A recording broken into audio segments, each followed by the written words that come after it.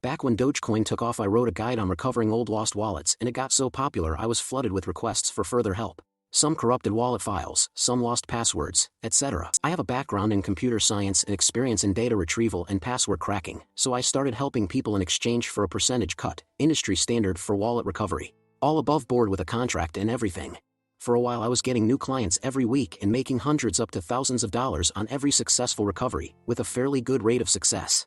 The biggest one I ever recovered was a 19-letter-long password someone had lost. The work dried up when the price of Doge dropped, but it got me the down payment on a house.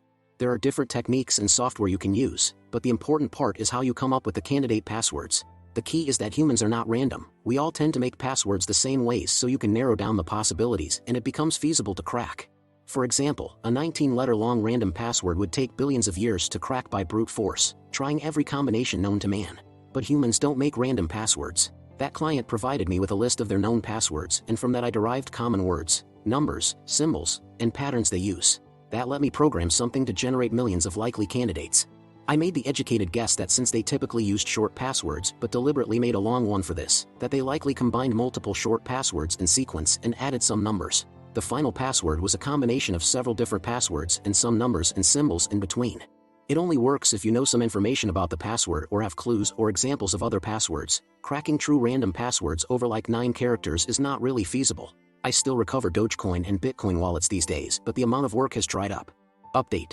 I explained in more detail below, but in this case I made the educated guess that the client had strung together multiple of their usual shorter passwords and added some numbers and symbols somewhere. A few weeks later I cracked it. It was 2 of their existing passwords with some numbers and symbols.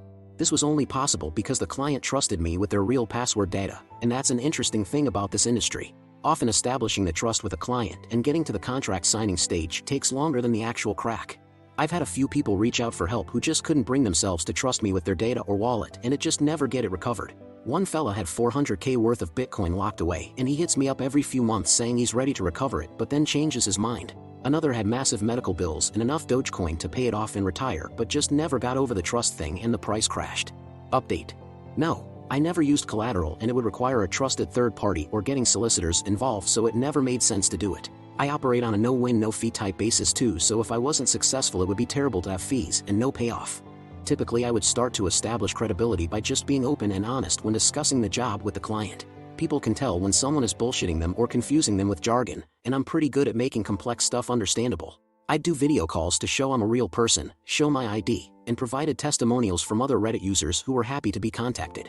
I'd also show them how I'm a business owner and known name in places online, basically that I would have a lot to lose by having a dinged reputation. The last thing is I would give them a contract written in understandable English detailing what I will do, my percentage commission, and how I will dispose of their private data. The main thing is just being professional and not lying to them. There was one client who had so much money on the line they didn't want to hand over the actual wallet file, so I talked them through making a hash of it, and then I cracked the hash. That let me crack it without being able to access the wallet and take my cut, so in that way I was trusting them to send me the cut. To their credit, they were honest and sent it, but that was a stressful few hours waiting for it to come in. Update. 1. It actually depends on what type of wallet you're dealing with. If you have the original wallet file for the Dogecoin Core, or Bitcoin, Litecoin, etc., they're all the same tech, then you can easily sync it with the network and find out how much is in it. But often people only have an encrypted key backup, or they used a different wallet software, and in that case you don't know until it's cracked.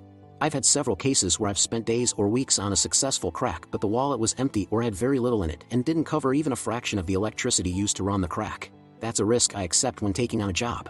Usually people have a good idea of how much they had, so an empty wallet means their real wallet is still lost somewhere, and I'll give them tips on finding it. 2. Typically they would be sending me the wallet file to crack, so once I'm successful I can take my cut first and then send them the rest to an address of their choice. That's the best way to do it anyway, because the old wallet isn't safe to keep using if I have the password, so they should make a new one. Most people give me an exchange address to send it to because they plan to sell right away. There's never any payment up front, it's exclusively a percentage of recovered coins, and no fee if it doesn't work out. There have only been 2 cases where I had to trust the person to send my cut, the first being the 19-letter one where they sent me a hash of the wallet to crack, and the second being someone who just wanted to be talked through the crack process himself in exchange for a smaller cut. In both cases they were honest and sent my commission, but it could have gone badly. 3. Nope. That's the risk. There are clients who I have spent days of actual time working on their cases and weeks of crack runtime and never recovered anything. In those cases there's no fee, and I just take the loss of costs and time. It's pretty standard in this industry to work on a commission-only percentage basis since there's no guarantee